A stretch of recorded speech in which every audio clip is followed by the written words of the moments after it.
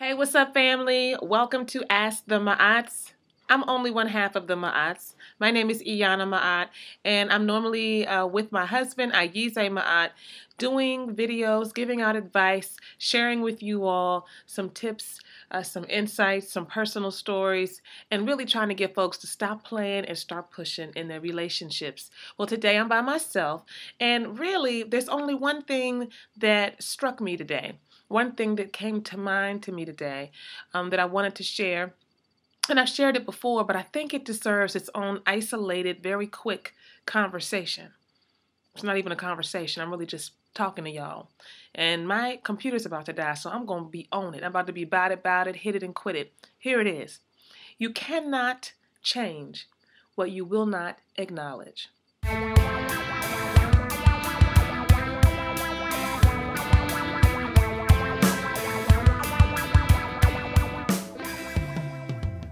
Again, you cannot change what you will not acknowledge.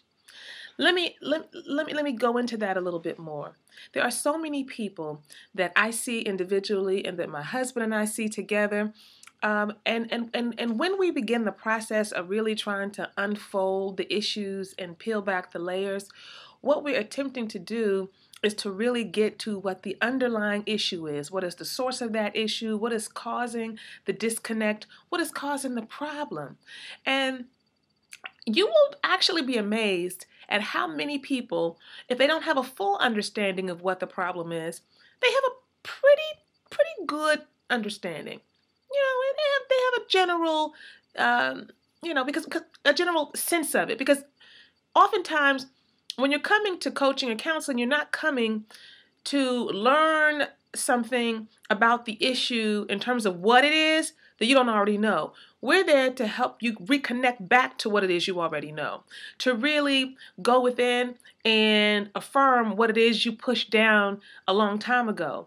But most of the time, we're not giving you something that you don't already have. That's a core belief of ours and a core belief of mine, that everything you need to know, everything you need for your life's journey is already in you. But sometimes we get distracted by all the noise in our lives, and so we try to help people get the noise out of the way. And when we do that, I am often surprised by how many people really, in the stillness of our session, in the stillness of that space, are able to really say, this is what's been going on.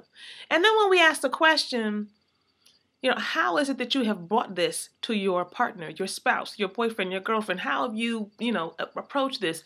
We often, and I mean very often, get feedback that says, I ain't really put it out there. Not the way I'm putting it out there to you, Iyana or Ayize. I hadn't really made it plain. Or I respond in ways that, kind of sort of let you know, but then I kind of back up from it and let it go. And so what I need for everyone to understand today is just this simple but golden rule when it comes to relationships. And that's any relationship. And it's also about yourself. It's about the kind of change that you might need to see happen. You see me looking over because my computer's about to die. I did this on purpose, so I hurry up because y'all know I talk forever. You can't change what you will not acknowledge. And so many of us refuse to acknowledge what's really going on, to do it fully, not to just do it in ourselves, not to do it by, responding at a given crisis or in a given crisis at a given time, but really fully putting something on the table. Putting something on the table for ourselves, doing it for the other person, being very clear about what it is that is bothering us, what it is that is problematic for us in our relationship with that person, how it's impacting us, and being unapologetic about it, being intentional about how we present it, but not trying to dress stuff up. You can be respectful and still keep it real.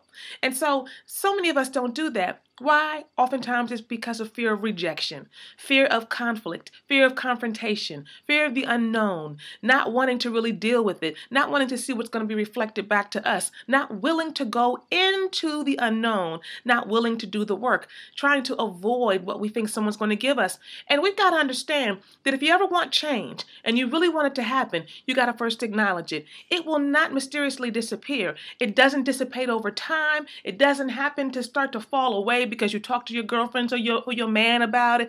It will not somehow just fade away because you journal about it. You cannot pray it away. You have to acknowledge it.